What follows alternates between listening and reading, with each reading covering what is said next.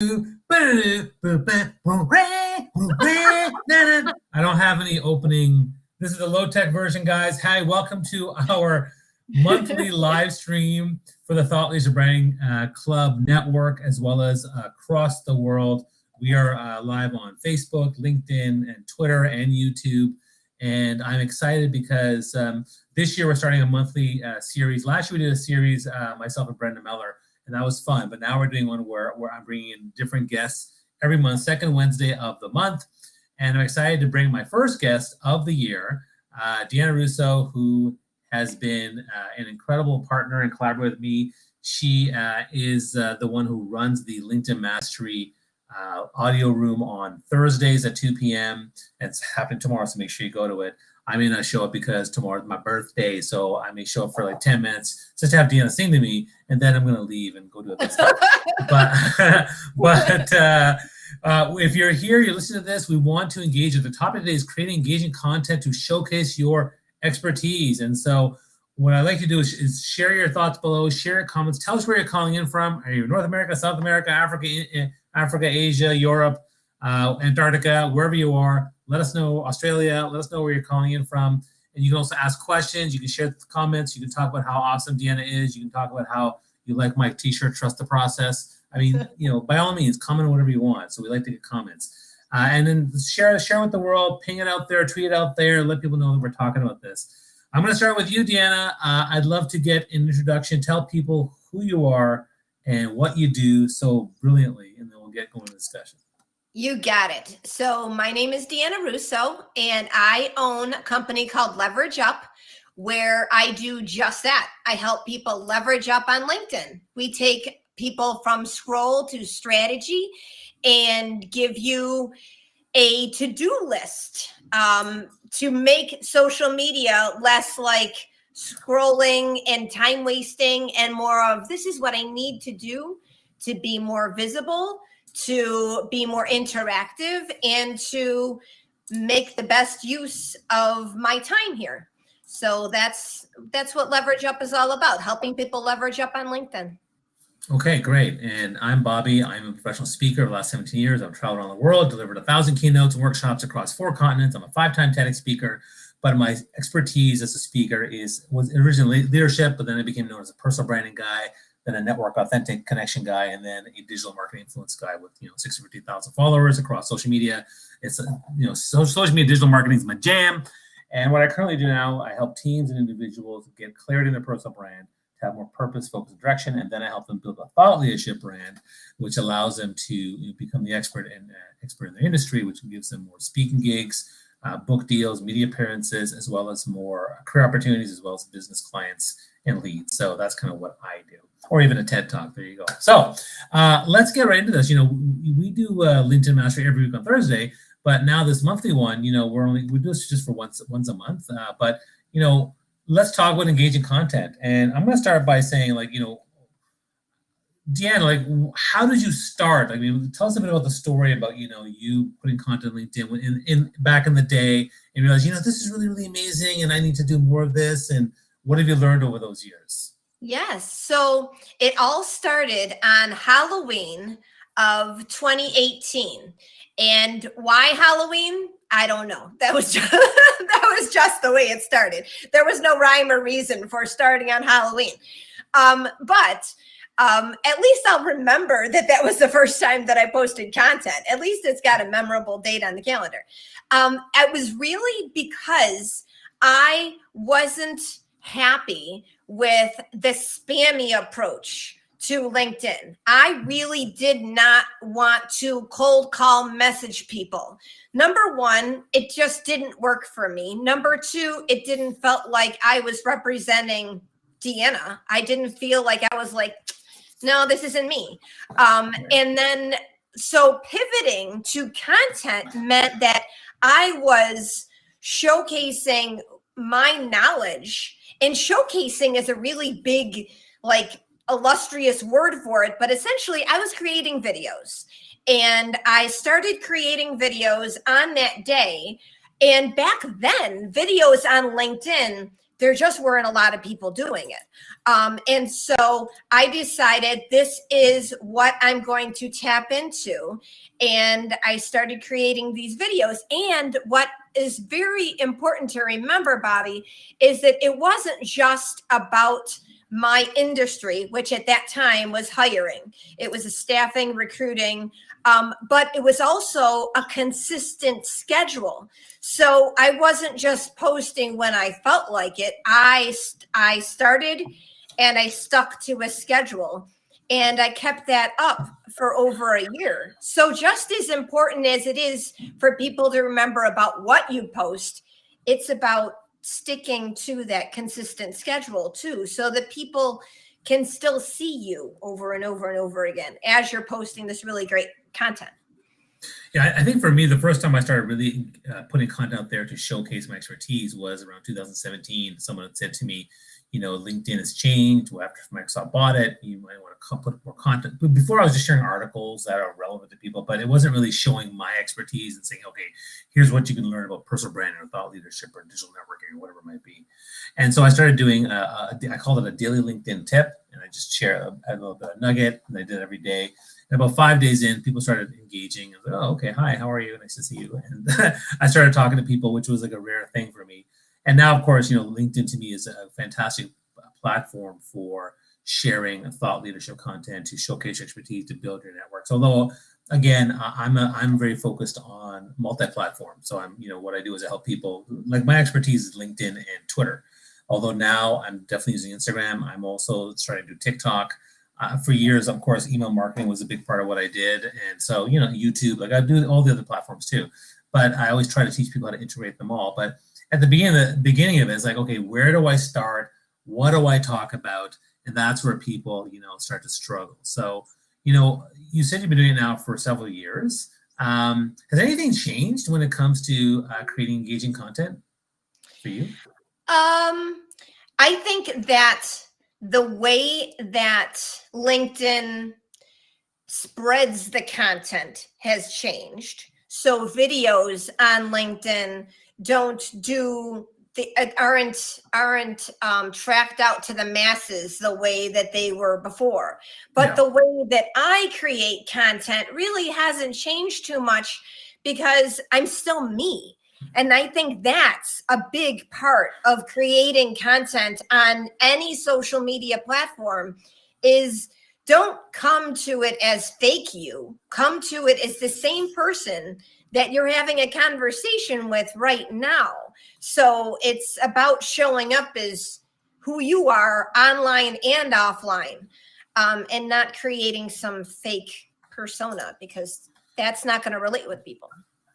Well, I was talking just the other day with another LinkedIn top voice, is a friend of mine, and she was just saying, carousels, she's like, I put them on and nothing happens. Other people are doing great.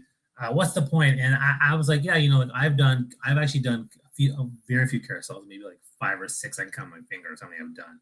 And I even did 2 or 3 that were LinkedIn trending topics, and I tried to follow the system that they gave me, and then they just completely bombed. And I was like, either A, my audience doesn't want those, they want the videos from Bobby, or maybe they don't work for me. But again, play to your strengths. I like to experiment a little bit. 20% of my content is experimenting, trying different things. But for the most part, yeah, like as much as videos don't get as much reach, I do them frequently. I do them at least once a week. Live streams, again, often the reach isn't there in the beginning. So, I do them once a month. And audio rooms, again, also a certain way to connect with your audience and build community, where I'm doing them now twice a week, once with Rachel on Tuesday and once with you on Thursday. And so I think for me, I do evolve a little bit.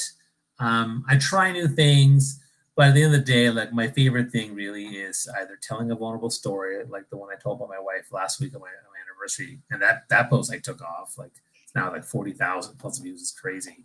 And then the videos I just like to do because it's just so easy. Hey, how's it going? Captions, post, like, even if it doesn't do well, I don't mind. I don't mind so much. Yeah, I think you brought up a really good point there. You're mixing it up. So if you know that you're going to be doing the same exact type of content every single day for 365 days of the year, isn't it going to get a little boring? So mixing it up is really the spice of life.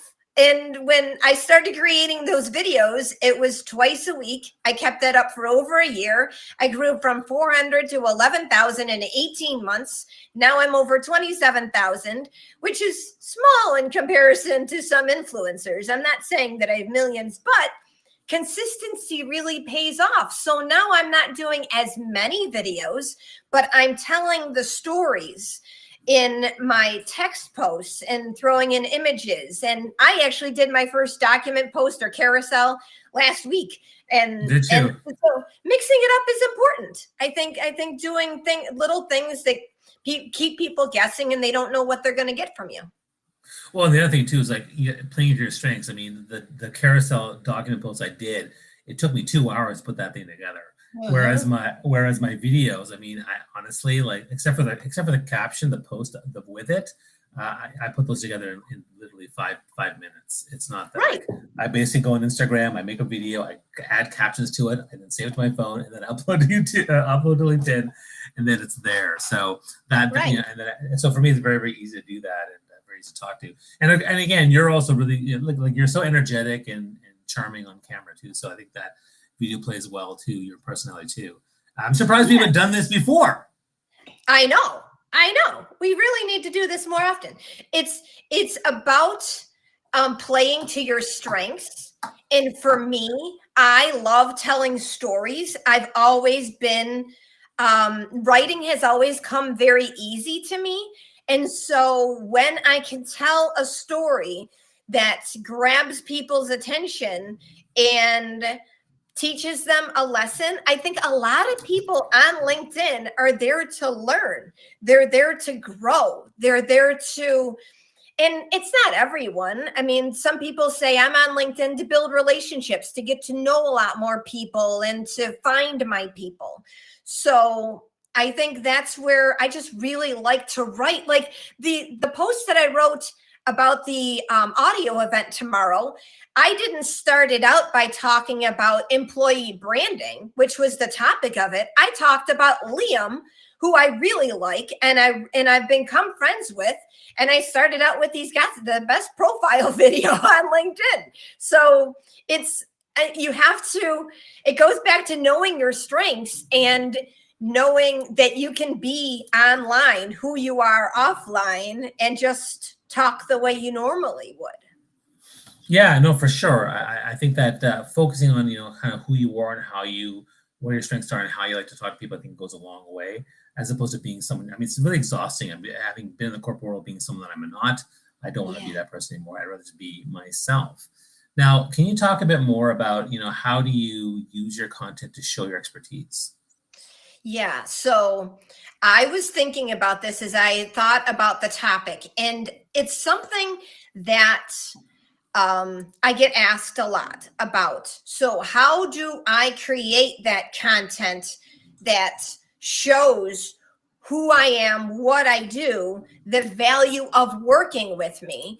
And my go-to response has always been take them behind the scenes and show them what you're doing behind the scenes. And whether that's a picture of working in an office or whether it's a visual of you meeting with clients. I actually was talking to someone this afternoon who said the biggest post that they've gotten on a company page was just when the team was out to lunch with, because it's a visual, we're putting a person behind the company. So you'd be surprised at how those types of things go. But telling the stories about your business. And one thing, Bobby, that's really helpful is actually writing down the ideas as they come to you. And I cannot tell you the amount of times I open up the notes app on my phone and just write down 2 or 3 words, only to go back and actually blow out a post all about it. Yeah. I have a notes section on my app on my phone, and I jot down ideas that come into me. Although for me, I mean, my content, I typically have, it's pretty casual, but I have ideas of things I want to cover for the most part, not a really strict schedule. And then when things come up, like I did a video post just the other day, a couple of days ago, because of the earthquake, and I was like, well, look, let me just make this video because I had no plans. I just want to put that out there. And then of course, even the health thing that I post, those also came at certain specific times. I was normally posting on Mondays, but then the last day of my 30 days was today. So I was like, oh, I better post my update, stay accountable. And so, I'm very open to just being very casual. I mean, post when you want. I think a lot of people always ask, like, when do I post? And how should I follow schedule? I don't think you have to follow schedule. I think that you just post when you want to. What's most important is that you do post because, for one thing, by posting, you're sharing your information out there. You're sharing your value. You're helping people. You're starting conversations, but also you're getting feedback. And as the feedback starts to roll in, what content works well, what comments people are saying, next thing you know, you start to evolve your brand, evolve your message in terms of what you think works best for you in getting clients or whatever you're trying to do with your LinkedIn objective or your content objective. So for me, that's why you put that out there. And it's actually startling to think that 5.2% of people create content consistently on LinkedIn, because that's really, really bad. If I go to Twitter, 70% of Twitter users only scroll. They don't actually tweet anything because people are very, very nervous of putting content out there, putting stuff out there. But like, it's so easy to start those conversations. And when people just start, actually it does quite well. I mean, the people start to engage for sure. It's about getting out of that starting gate, right? It's really about just getting your feet wet. When I look back, if I could look back at the videos that I started creating in 2018, oh my gosh. I used to do take after take after take to make sure that I got it right. And I looked so angry by the end. You looked angry? Oh my God, okay. Because I was just so frustrated that it's taken so long. So now whenever I do videos, it's like a one take and, I didn't say something that was right, but I'm showing I'm human by messing up. So it doesn't have to be polished and T's crossed and I's dotted every single time. It's about showing up as you. And believe it or not, people may not remember every single thing you put out on social media. It's not a really, I mean, in the big scheme of their lives, I don't know. It's just social media. I have told that to numerous people. It's just social media. So. Yeah, let me a couple of points on that. I mean, I think that first, I remember that when you post content, I mean, a lot of it it fades away over a long period of time. Now, when you tweet something, it lasts for 10, 15 minutes, unless it goes viral, it lasts for a longer time. But it actually lives there forever. You can find it. On LinkedIn, when you do a post, after 2 months, you can't find it anymore. Unless you've saved the link, you can't find it anymore. And so what that means is that, you can repurpose content again. I mean, I've done stuff on, my top 5 tips for networking or my top 5 personal brand, like over and over and over again. And every single time I find something new to say or a little bit different.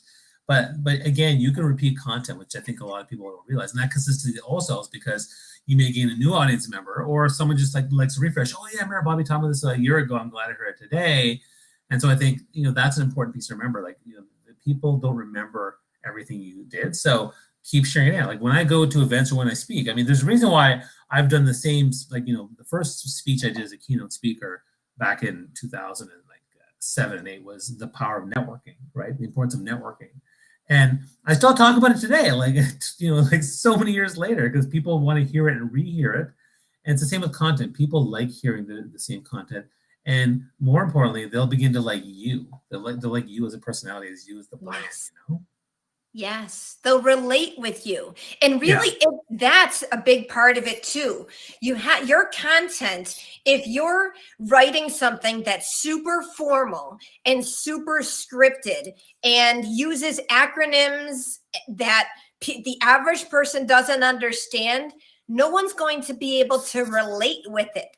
So if you tell a story that you would tell to a friend, to a colleague, to whoever it is, just that same way that you're writing it on social media, then they're relating with you and what your story is all about. Whether it's a professional story or whether it's a personal story, it's still you who's showing up. So it's about relating with that bigger audience. Yeah, I love that. Thanks, Deanna. And again, we're here with Deanna Russo talking about how to create engaging content to showcase your expertise. This is the monthly live stream by the Thought Leadership Brand Club. If you want to learn about the Thought Leadership Brand Club, basically it's a membership community where we help each other out, help build our brands together, build our businesses together, build our careers together. And so we believe in a rising tide lifts all boats. We have a membership community of people who share their knowledge in a private WhatsApp group. We have weekly calls, we have emailers, we have trainings, mini trainings every week on various things. In fact, tomorrow, we also have our calls on Thursday and Friday because tomorrow's my birthday. I decided to do a fun training, which is kind of funny. I'm going to teach people how to win at board games, strategy board games. So if you play Settlers of Catan or Puerto Rico or Ticket to Ride, I'm going to show you how I win, not all the time, but how I win a lot against my family who's frustrated with my ability to connive them to do so. And so the Thought Leaders Brand Club is a great community. If you want to learn more about it, just ping me, DM. And of course, people are commenting now. I see I see Meryl saying, "Happy Wednesday. Thanks for sharing with everybody." But I love the t-shirt. Linda's calling in from Chicago. Melanie saying hello. So people have Meryl's from New Jersey. Everyone's saying hello. So we appreciate the comments. Put the comments in there and let us know what other questions you have for us. Deanna, I actually didn't have too much of an agenda in terms of where we take the conversation because it's our first one. It's the first one of the year. And so that's awesome. Was there something else? Is there anything you want to share about, something you're working on that's exciting? I think that everything that I can do to bring people to LinkedIn and help them understand it more is exciting for me. So whether I'm working with people one-on-one, whether I'm working with teams, whether I'm doing the LinkedIn audio events with you, whether I'm talking to people in offline conversations about LinkedIn, you can hear the enthusiasm in my voice when I'm talking about LinkedIn because it's a place that I have come to get to know so many amazing people from around the world that I think I just really like what I do. When that's content, I feel like, yes, there's 5% of people creating content out of 900 million now. I just saw a post this afternoon. It is now 900 million people on LinkedIn. Wow. So that's a tiny itty bitty piece of the bigger amount of people. So, but Bobby, that number was 3% not too long ago. Right. And so I'm like, it's growing. It's slowly growing that people are jumping in and saying, okay, I'm going to post on LinkedIn. Okay, here we go. Yeah. And so, but most people don't start, right? The hardest thing in the world is to start. So yes. What is holding these people back, Deanna? Yep. Well, I'll tell you that it's just like starting an exercise routine because you feel like you have these goals and you're like, I got to do this much by this many times. And you put on those high expectations. I've got to work out 7 days a week for 60 to 90 minutes a day. No, no, you don't actually. So if you start just like exercising, if you start once a week, then that's once a week more than what you were doing last week. And then you decide, okay, my Monday posts are doing good at 1 o'clock in the afternoon, doing good. So let's try Wednesday and let's try to post at 10 in the morning. Like you're mixing it up and you're taking a slow step because honestly, Bobby, it's not a sprint. It's not like I got to race and I got to get 50,000 followers. I got to get 150,000 followers in a month. It's a marathon. Every single step that you take to that increases visibility. It increases knowledge of people and to who you are and what you do. So it doesn't have to be something that is daunting. It's small steps. Yeah, I think a lot of people, worry about, I don't know what to say, is the first thing. So they don't know what to talk about. The second thing that's told about is like, what if I say something and no one likes it or it doesn't do well, or I say something bad? That mindset thing comes into play as well. One of the things I tell people when they're starting on LinkedIn or any other platform And again, I'm really focused on all platforms. I know you're the LinkedIn person, but I'm also focused on Twitter and Instagram, whatever it might be. But the trick really is to get a clear idea what your brand is, who you are, what you're trying to do, where you're trying to take your business or brand to the next level. Then focus on your target audience and what you want to do with them and how you want to help them. And then from that, create your objective. So what is my LinkedIn objective? What is my Twitter objective? What is my multi-platform content strategy objective? And really what you're doing is, if you're struggling with content, the easiest thing to do is to think, what are the questions that people that want to work with me are asking? Bobby, how do I get a TEDx talk? Bobby, how do I get 500,000 Twitter followers? Bobby, how do I get a speaking gig? Okay, let me tell you about that. And that to me is a post. The other thing, so what are questions that people ask you? That's the first thing. The second thing is, honestly, start with gratitude. Talk about a mentor, talk about a great experience, talk about a boss you love, talk about anything that you love is easy to talk about.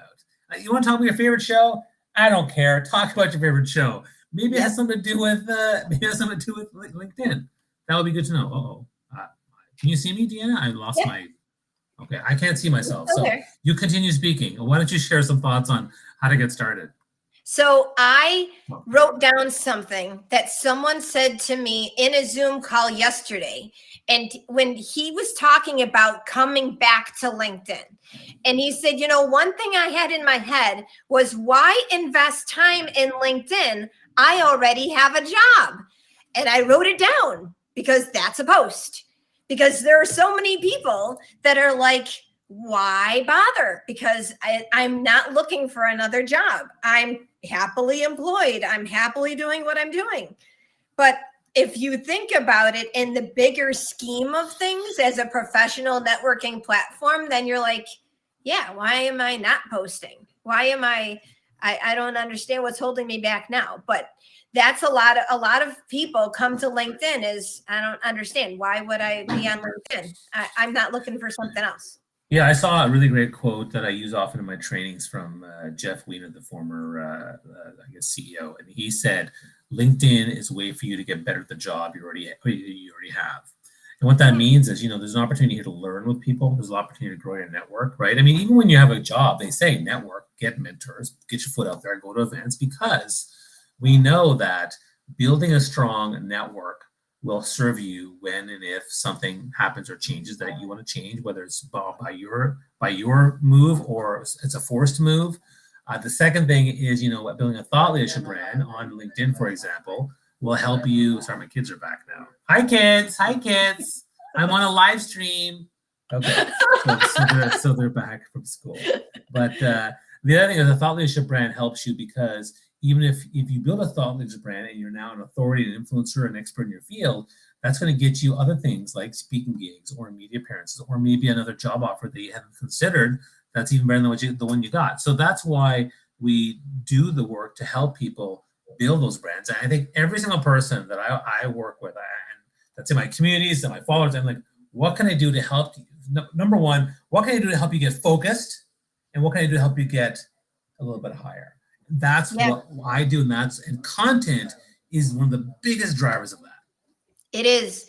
And I will tell you that's why you and I get along so well, is we're both about helping.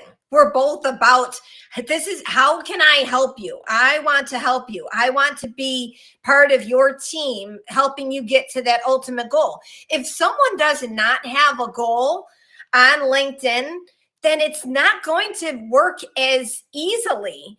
And because that's how it starts. You're not going to be able to create that content or have something to start with that content if you don't have a goal. So think about what the goal is first.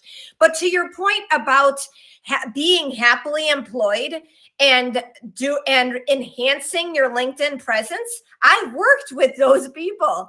I've worked with people who have been happily employed, but they're like, I just don't know if that will be my forever job. So I'm being proactive instead of reactive, and I'm making sure that all of the pieces are in place when it's time to go. And then when it is time to go, there's so much less work to do.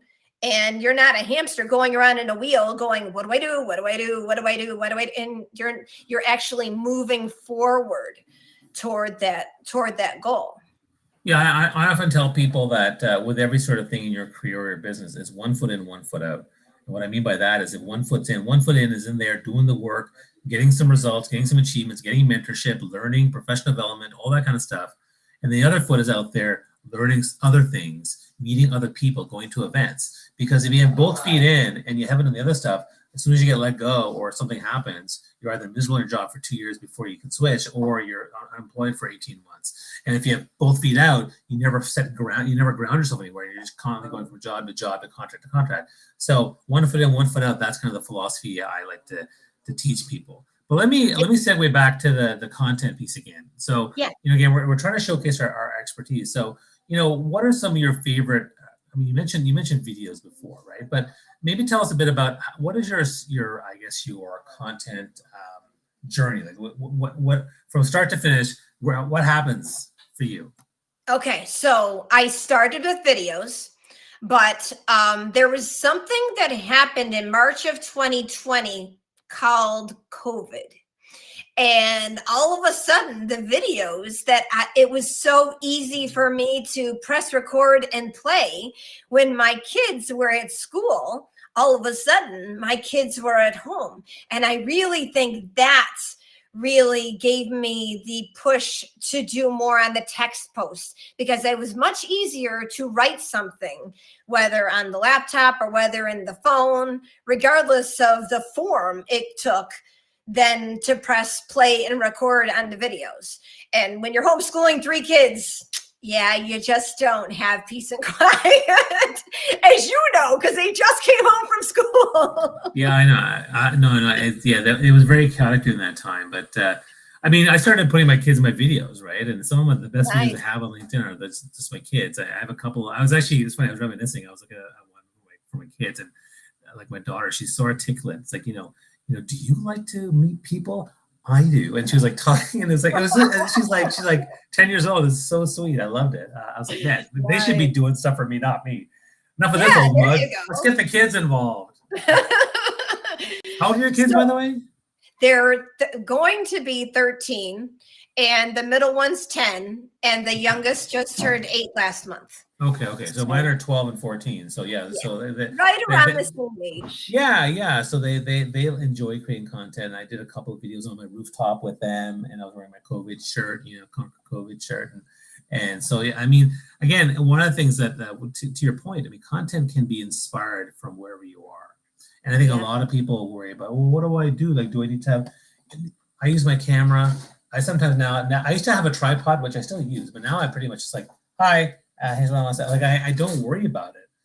And it's really easy to put that out there with video or whatnot. Yeah. And I think that some people, like, they put a lot more pressure on themselves when it comes to creating content. If you were to look at someone else's post and say, okay, it has to be this, this, and this, then you're not writing for yourself. You're not representing who you are. So it is about how you start that post, especially on LinkedIn, because not enough people understand, as you're scrolling through your feed, if you don't hook their attention at the beginning, if you don't say something that's going to grab the attention, they're just going to keep scrolling. So it's about how you start it. And then they'll click into the see more, because that is the ultimate goal, is to click the see more. But after then, if you want to write a few sentences and start it that way, and then find yourself maybe writing a little bit more as it goes on, or your videos are one way at the beginning and then you see them transforming over time, then it means you're transitioning and you're transforming and you're developing, and that's all the better. Let's talk about that for a second. How to create more engaging content. You mentioned the fact that you want to get their attention in the first little bit. So what are some of the things you're doing to make your content more engaging? Well, it's about the hook. That is a big part of it. And when you're writing for online, you're not writing a book, which is different. You're not writing something that is going to go to print.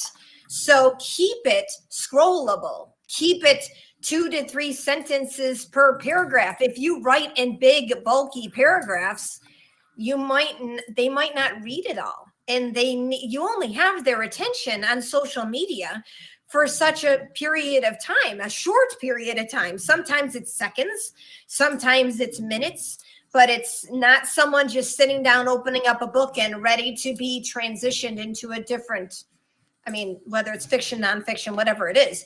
So you got to keep in mind that it's got to have a hook. It's got to be scrollable. And with LinkedIn, hashtags are important. With Instagram, hashtags are important. But you're not writing a post that got really good traction on Instagram and copying and pasting and putting it into LinkedIn, because it's a different animal. It's a different algorithm. It's just, it doesn't play to the same tune. In fact, if you're using a musical reference, it could sound really good on Instagram, but then fall flat on LinkedIn. So yeah, and I think that's a great segue into repurposing content. So, I'll share with you my kind of how I do content. So typically, I know my audience, know what I talk about. Most of my best ideas come in the shower. So when I'm taking a shower, I'm thinking about, okay, what can I talk about today? What's in the news? I listen to the news in the morning. There's a daily roundtable on the news. So there's something going on. So I'll think about that, and that usually inspires what I want to talk about.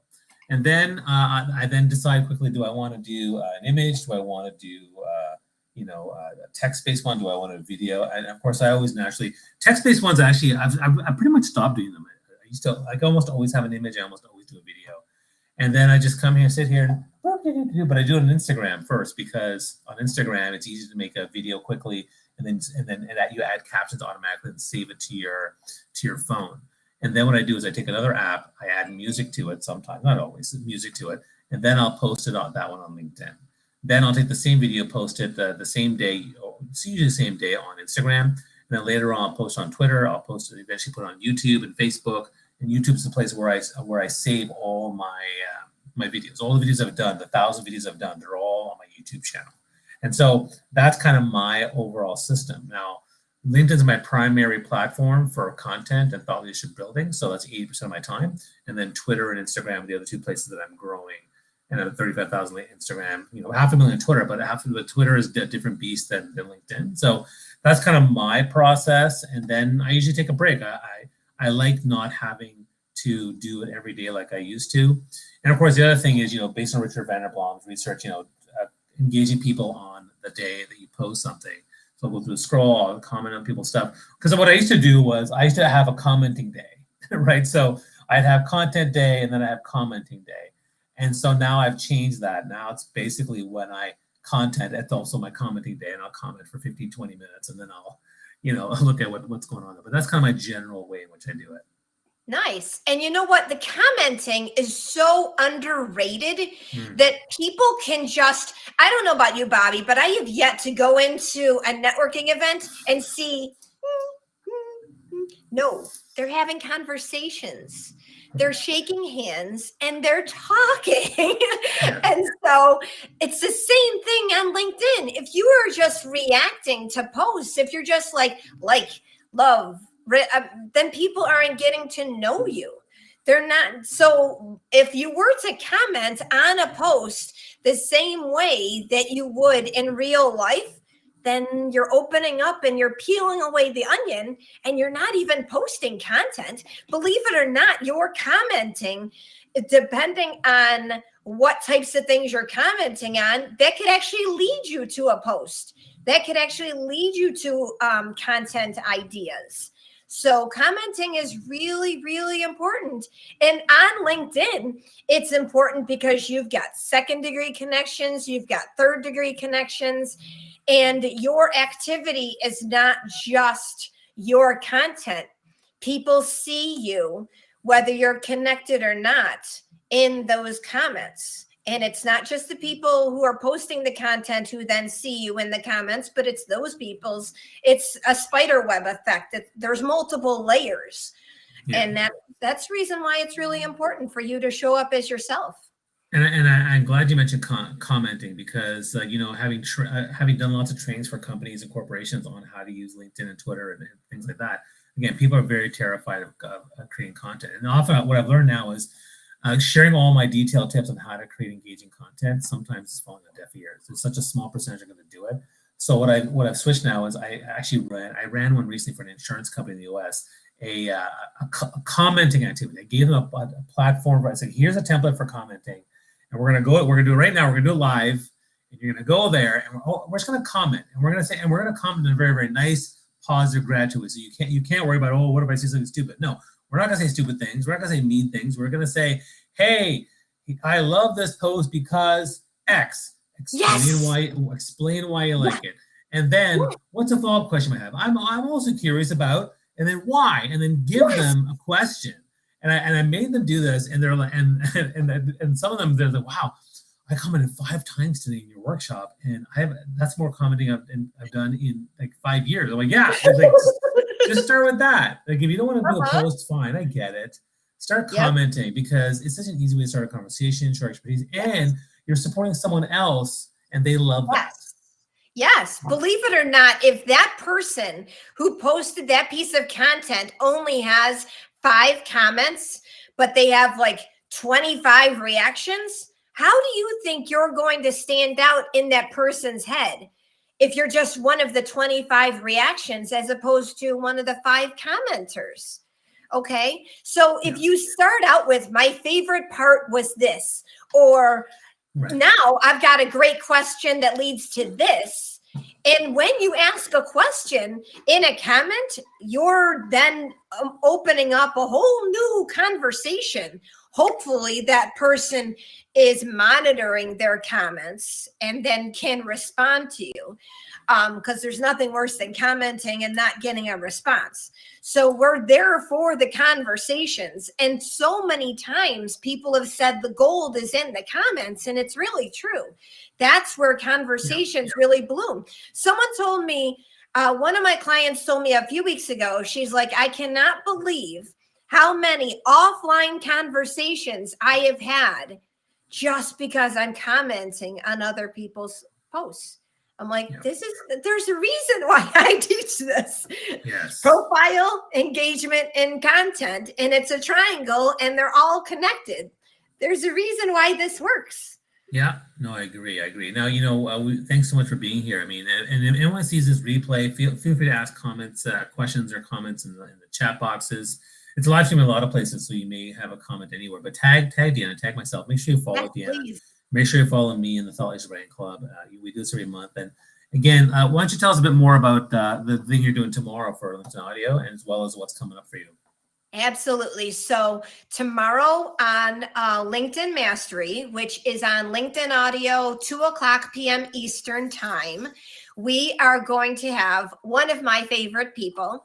His name is Liam Darmody, and he is going to talk about employee branding.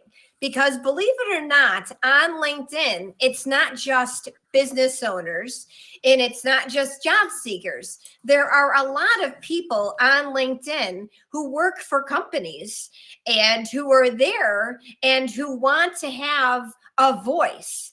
And it's going to be a really great discussion about what companies think about those people who have voices and the people's view on employee branding. And honestly, this is something that Liam is like the person. He works for a company who respects his voice and appreciates his voice and appreciates everything he's doing on LinkedIn.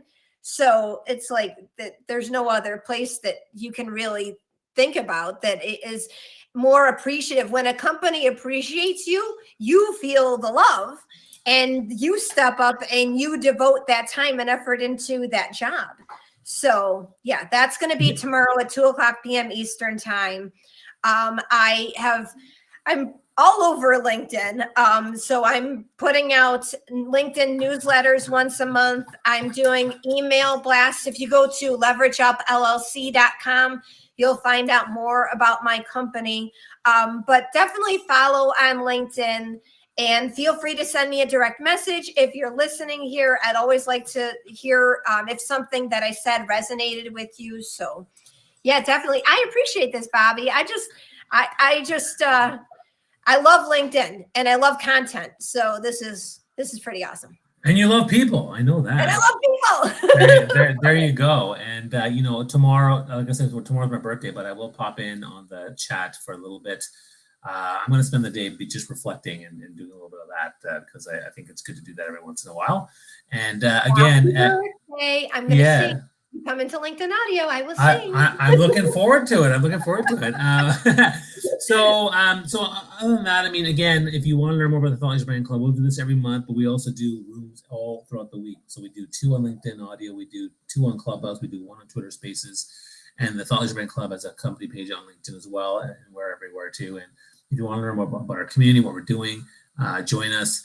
We have 2 trainings coming up actually in our mini trainings coming up on Thursday, 4 p.m.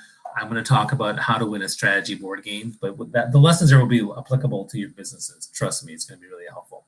And then on Friday morning at 10 a.m., I'm going to talk about how to start a beta group coaching program, because a lot of people don't know how to do that, but the benefits of that and how it works. So I've done many, and some of them I screwed up. And so I'm going to teach the learnings on how I run those things. And coming up in March, I'm going to be having my first LinkedIn local meetup in Toronto of the year. So it's going to be happening in hopefully late March. And I'm also running my TEDx webinar next month as well. So I'm excited about that. Awesome. So, I got one more event, Bobby. Yeah, go for it. Last Friday, I posted this. I have been invited to be one of the LinkedIn ladies presenting at an international conference that's coming up in March. So if you go to my LinkedIn profile in the featured section, you will find out more information. Some amazing people are all going to be on the exact same stage virtually from all over the world. And yeah, I'm really excited that I've been invited to participate and to bring, I'm going to be speaking for an hour about how important that triangle is and how you can't really have one piece without the other two. And that I'm going to be one of the first speakers for the event. So I'm really happy about it. That is amazing. Yeah, I know almost every single one of the speakers. So it's going to be pretty epic and in celebration of Women's History Month, right? Yes. So next month's live stream is going to be about women. So we're nice. I'm going to try to put together a panel of like 3 or 4 really inspiring women that I think would be awesome to run this show. And if anyone knows any recommendations, just ping them below or type them below, and we can learn about them. All right, Deanna, always good to see your face versus hear your voice. Thank you, I can't wait to meet you in person. Thanks so much for everything you've done. Please follow Deanna, and we look forward to the next time we do this live stream. Thanks so much, everybody, for being here. Thank you.